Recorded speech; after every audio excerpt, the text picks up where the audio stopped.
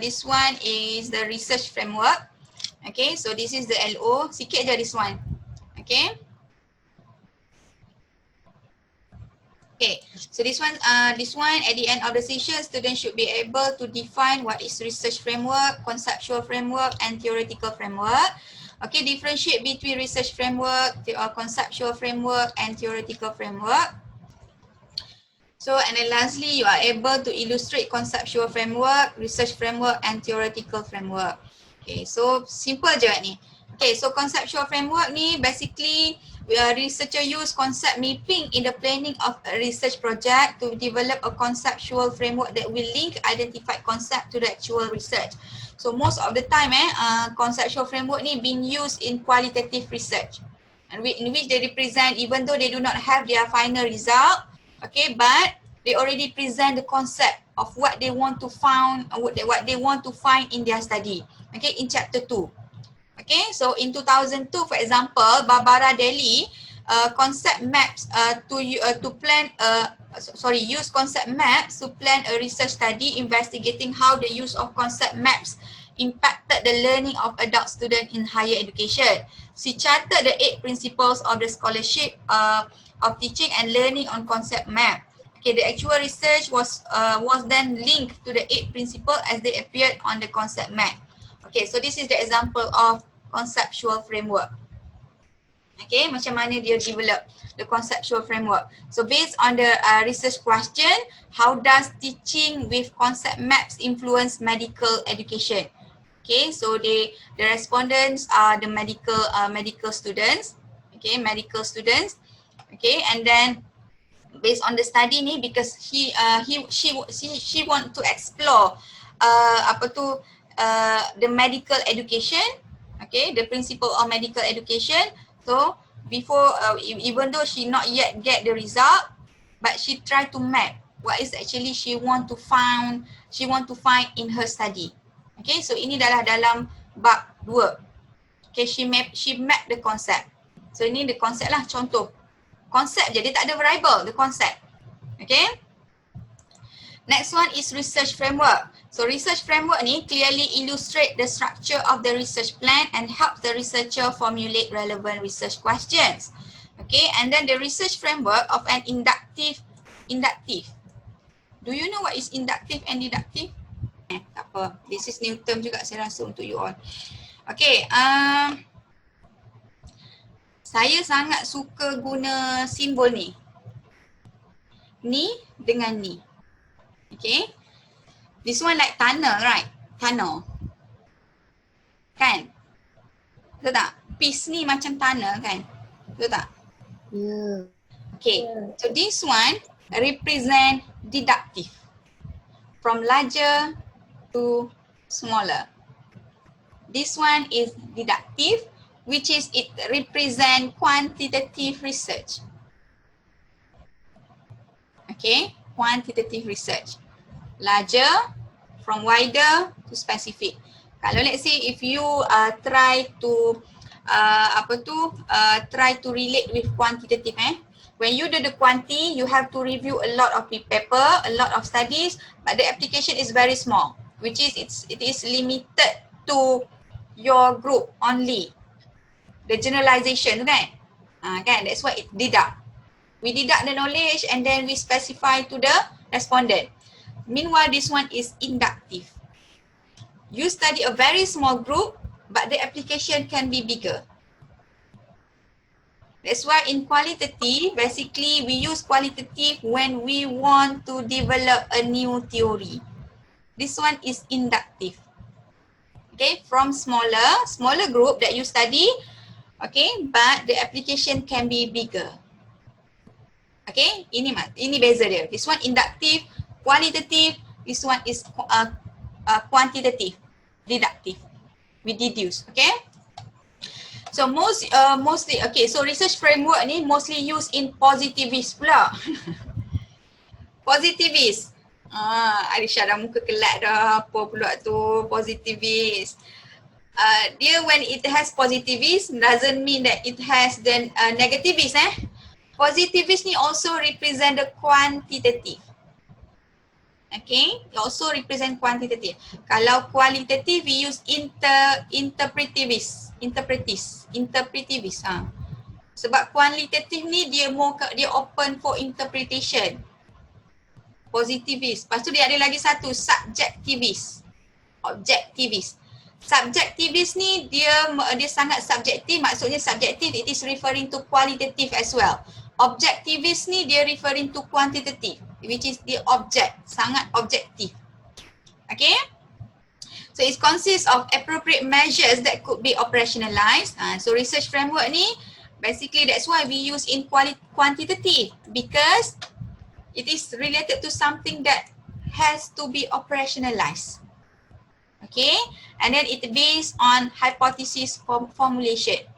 Okay, biasanya dia ada hypothesis, that's why dia tak ada sangat dalam kuali. Okay, sebab dia ada hypothesis dan dia must be operationalized. Example is this one. Inilah example dia. So co-worker, this one H1 ni hypothesis 1, hypothesis 2, hypothesis 3, hypothesis 4, hypothesis 5. Do we have the mediator? This one is the mediator, yes, mediator, and then this one is the DB. So this one is the dependent variable, this one is the mediator, and then this one is the independent variable. Tapi untuk you all punya study, you all direct je lah, you all ada DB dan you all ada independent variable. Tapi inilah contoh dia punya research framework. Okay, but kalau you all perasan, if you aware, okay, we have the box here. Okay, we have the box. Okay, and then the arrow, when we draw the arrow, we make sure that the arrow to we locate exactly where is the origin, and then where the direction of the arrow, dia touch kat mana. Make sure bila you all draw, jangan letak hanging do not draw a hanging arrow. Mana annotate.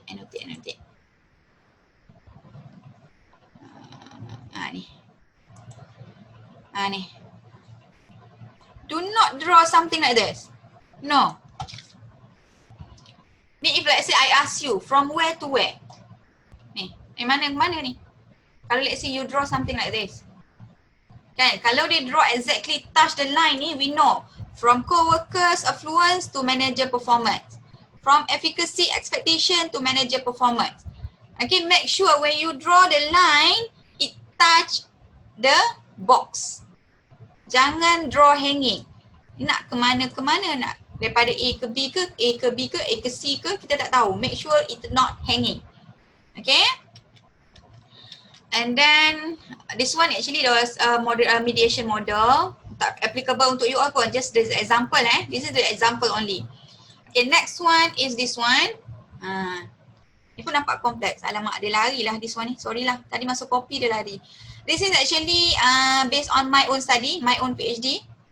Okay, this is what the model that I use in my PhD. I have a dependent variable, the mediator. Line ni salah tadi masuk copy dia lari. Okay, nanti saya betulkan balik. Mediator, which is the social network, and then independent variable, I have the independent factor, and then I have the organizational factors. Okay, so ini contoh. So dekat sini HX ni the hypothesis. I just locate the symbol. The detail will be available either in chapter 2 or in chapter 1. Okay. Untuk figure saya just letak saja to represent H1 ni the relationship between social network and philanthropic behavior. H2 ni the relationship between task oriented coping and philanthropic behavior. H3 ni relationship between emotional oriented coping and philanthropic behavior. H4 ni avoidance oriented coping and philanthropic behavior. H5 ni relationship between social trust and philanthropic behavior. Faham? Itu maksud dia. Okay, ni research framework. And then lastly, the theoretical framework.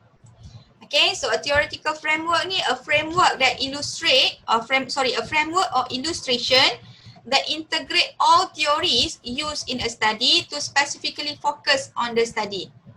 Okay, so we basically start with theorizing on the basis of our belief that how are certain phenomena are related. Okay, and then it is a representation of our belief on how certain phenomena or variables or concepts are related to each other, which is we either can use model, okay, and an explanation of why we believe that these are associated with each other ataupun teori. Okay, so dalam when we want to develop a theoretical framework, we either can based on model or theory. Okay, example. Okay, in a study, this is my PhD research. Influence of individual adaptability and organizational factors on philanthropic behavior and the mediating role of social network among community health workers in Malaysia. So this is actually the research framework, this one lah. The research framework, this one. The title is this one.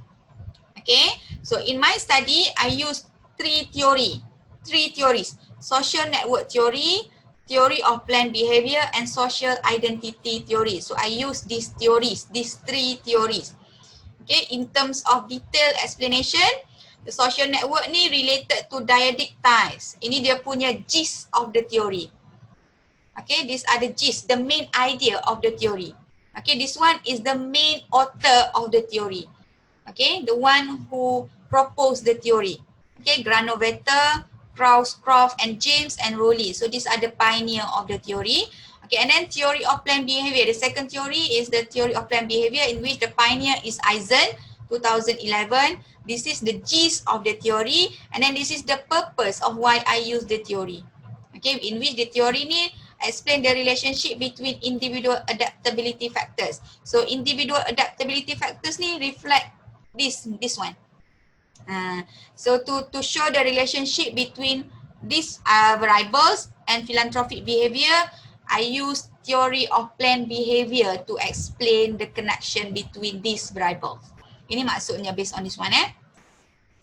Okay, and then lastly, I use social identity theory. There are four pioneers: Bozaman and Elmas, Gilder and Haslam, Tyler and Blader, Sachs and Burke. So these are the the gist of the theory according to the pioneers. So this is the purpose of I use the theory. Okay, and then lastly, this is the theoretical framework.